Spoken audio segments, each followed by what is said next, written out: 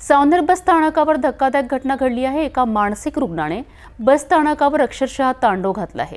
प्रवाशांमध्ये प्रचंड भीती पसरली होती। मात्र हितज्योती आधार फाउंडेशन आणि सावनेर पोलिसांच्या तत्परतेमुळे मोठी दुर्घटना टळली आहे।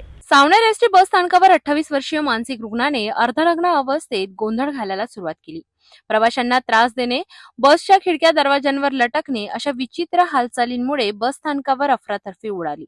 प्रवाशांनी थांबवण्याचा प्रयत्न केल्यावर हा मानसिक रुग्ण अधिकच उग्र झाला। त्यामुळे घटनास्थळी तणावाचं वातावरण निर्माण झालं। ही माहिती मिळताच हितज्योती आधार फाउंडेशनने तातडीने सावनेर पोलिसांना माहिती देऊन घटनास्थळी दाखल झाले। एएसआय राजेश तिवारी, पोलीस कर्मचारी मिलिंद मोरे आणि फाउंडेशनचे तुषार महाले, राजा फुले यांच्या मदतीने या रुग्णाला शांत करून ताब्यात घेतले। यानंतर त्याला तातडीने नागपूरच्या मेयो रुग्णालयात नेण्यात आलं, जिथं प्रथमोपचार करून त्याला मनोरुग्णालयात दाखल करण्यात आलं।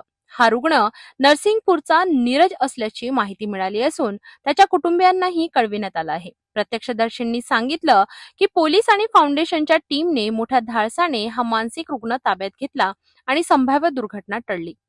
हितज्योती आधार फाउंडेशन आणि पोलिसांच्या वेळीच केलेल्या कारवाईमुळे बस स्थानकावर मोठा अपघात टळला आहे।